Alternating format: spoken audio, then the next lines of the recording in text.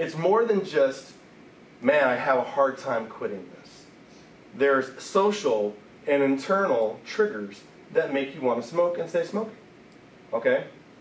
Did anybody ever smoke a cigarette instead of eating a lunch or eating a snack? Because it's an appetite suppressant. Does anybody ever feel better after smoking a cigarette? Like you just had a little, now I'm good moment? Yeah. That's because it has a little herbal Prozac in it. These things are engineered specifically to make us feel good and help us maintain our weight, to help us do lots of things. It's also specifically engineered for 5 minutes. So your boss used to let us smoke. We used to get smoke breaks all the time. We used to say, okay, smoke break, and the people who didn't smoke had to keep on working, but all the smokers would go outside and smoke, right? So that used to cause a little bit of rift between people, and it would also make non-smokers start smoking because they had an opportunity to go outside for 5 minutes because that was a standard thing. These are little things that we do as a society we don't think about. So part of what I'm talking to you about today is, why are we here? How did we get to this point? How long have you been smoking, ma'am? Too long. Okay, is it more than 10 years? Yeah. How about you, more than 10 years? 20. More than 10 years? Yeah. Okay, how about you, more than 10 years? Okay, so did you all start smoking as adults, or did you get this introduced to you when you were a kid, like me at 13? I was a kid. Yeah. Right? So were you a hardcore smoker at 13? No, you're probably nicking them from your mom or dad or your brother or your sister, or somehow getting them in some way, but you weren't all the time smoking, right? Right. When did you all the time start smoking? When was your full-time smoking career beginning, do you think? 21. Okay, why? No longer a big deal. You're out of your house, mom and dad aren't around your corner looking over your shoulder, right? You're an adult now, you can vote, by God, I'm going to get a cigarette, right? And that's honestly how a lot of us start. We start at 18, full-time smoking. A lot of times it's a little earlier than that, depending on how much access you have to it. If you have more access because your family members smoke, then you can just nick one from dad. He won't miss it out of his carton that he buys at the BX, right? So these are sort of like the society reasons why we do it.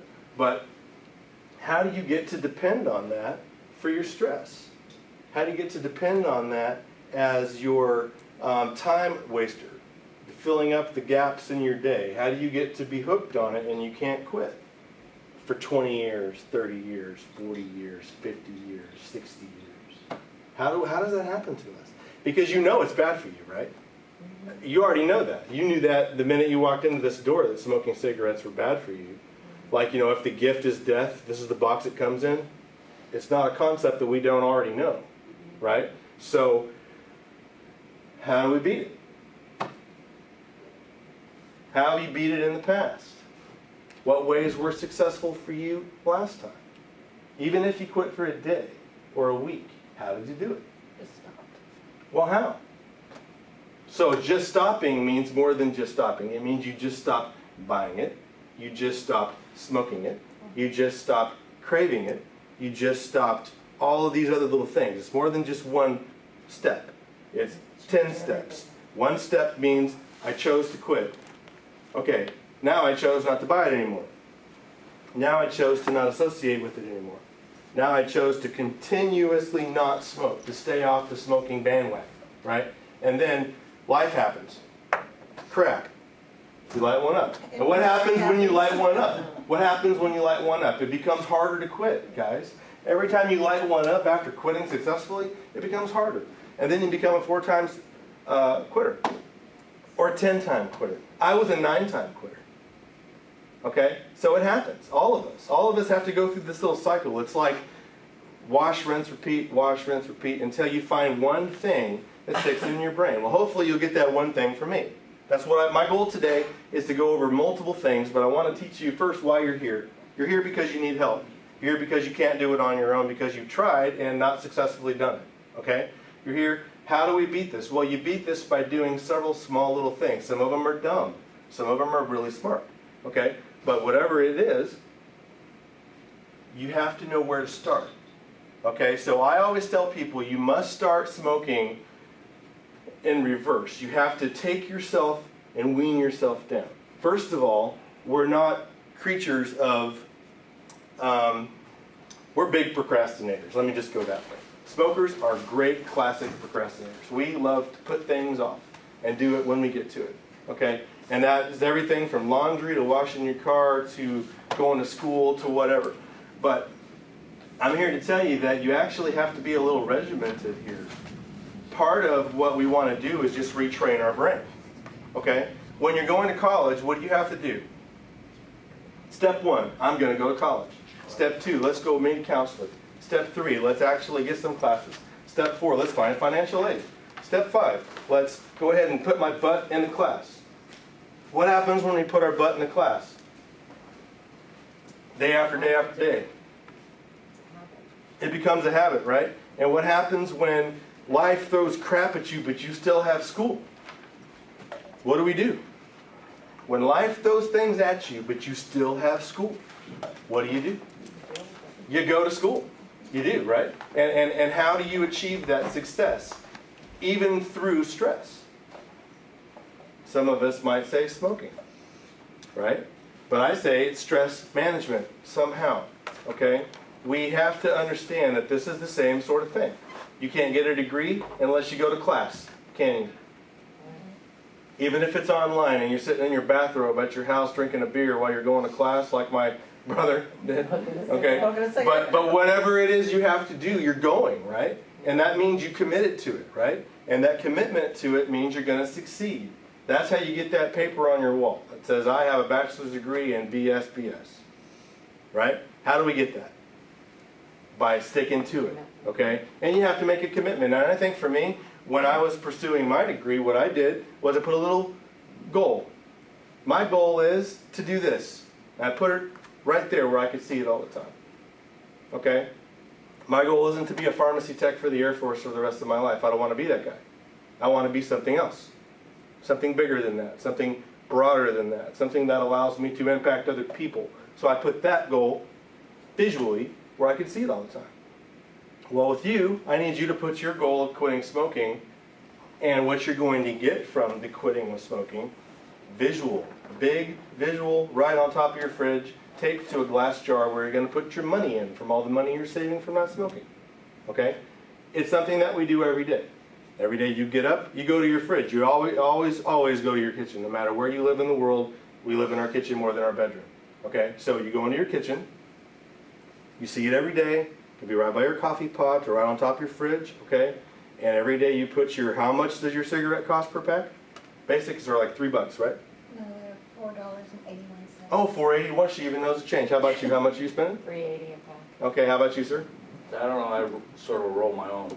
Okay, so you're spending money on cigarette paper, tobacco, all that stuff, right? So if you add all that together, it's probably $5 a pack or more. Okay, so you have to think about that. Sir, how much you spend?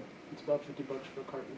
Okay, so if you look at this, the person who smokes 1 pack a day, $5 per little carton, is $150 a month. That's how much we save in our little jar if we don't buy cigarettes. Okay, now what could we do with $150 free in our life? See, a lot of us don't think of it like that. You know, it depends on what kind of cigarette smoker you are. He's a carton smoker, I guess, right? You buy the cartons, okay? So he knows. He probably budgets in his budget how much he's going to use per month, and he spends it. Okay, so how fast do you go through a carton? About a week and a half, 2 weeks. Okay, so every 2 weeks you're spending $50, which means every month you're spending $100, right? Okay, how about you? How fast do you go through your pack? 1 pack of cigarettes is 20 cigarettes. How many do you smoke a day? A pack will last me about 3 days. Okay, so you're going through 1 pack every 3 days, right? So 5 times 15, bam, 45, right? That's how much you're spending monthly on your cigarettes. And you can do the same equation for everything. Everything's the same. The concept is we take our money that we were spending, pack, and put it in our jar. And we do that every day or every 3 days. Okay? So you physically have money put in your jar. All right? By doing that, you, A, remind yourself every day of what your goal is. B, you're putting your money you would spend on a cigarette in there so you don't have it available. Okay? A lot of times the simple things are make it not available for yourself. Put a barrier between you and your cigarettes. Anytime you put a barrier there, it's one more thing you have to step over to get. Okay? Like, Are you do you buy a pack at a time? One pack at a time, smoker?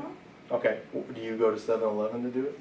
No, I buy it Around- from the eggs. Oh, yeah, okay. So right around the corner, you have it there, right? So you know what your routine is. You the same way? You buy it at the PX? Yeah, I get my cartons at the commissary. You buy them at a carton. Okay, are you a pack? How do you do yours? You roll your own? Yeah, because I just went to this. I used to be by the carton. you know, Okay. Yeah. Okay, and how about you? You buy them by the carton, right? Okay, so if you were the pack a cigarette per time smoker, that means you know where you go. You have a routine, you have a place, you probably have a person who knows your face, right? We know how much we spend. We're very, very regimented with how we buy our cigarettes, okay? That means that we have to do a little bit of adjustment in our life. Okay, well, what happens when you start adjusting your life? Messes everything up and causes stress. Okay, so we know in advance that quitting smoking is going to cause you stress. We know that. Okay, so why do you think that we know that and we don't care? Why do you think I don't care about that stress that that's going to cause you? Because you want to get off the dependency of smoking, so the stress really doesn't matter at that point. Because once you understand why you smoke, the stress is reduced. Okay? First of all, we have to kind of understand our own behaviors, our own reasons for doing it, our own problems that we're facing. Everyone here is different, right? But we all have similar things that cause us the same issues. Okay? When you move, when you quit your job, when you get divorced, when you lose a family member and or pet, when you quit smoking. These are the 5 things that people have a hard time with. Okay? That causes major stress. Generally, what we do when we get stressed is we start smoking.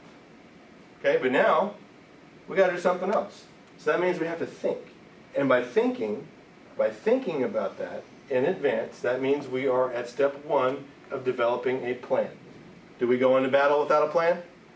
If we do, we lose. Then you're Saddam. He didn't have a plan. We have a plan. Right?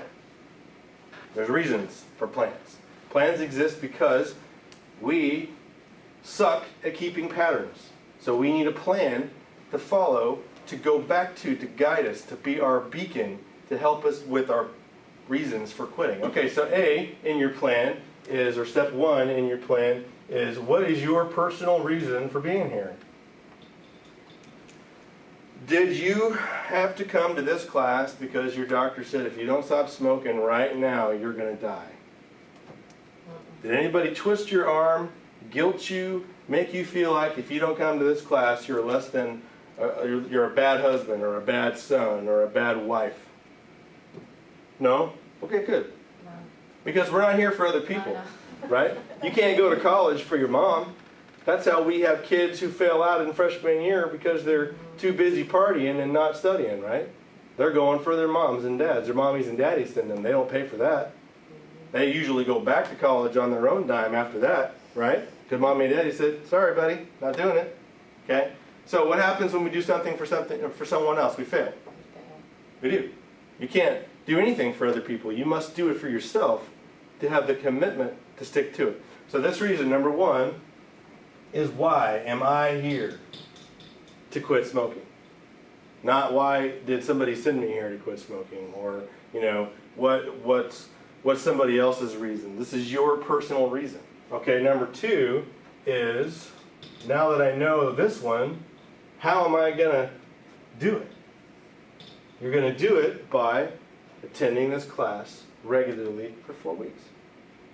By sticking to your plans and principles taught to you in this class for 4 weeks. By doing it for 4 weeks straight, you will break your pattern and create a new one. That'll help you to successfully stay smoke-free. Okay?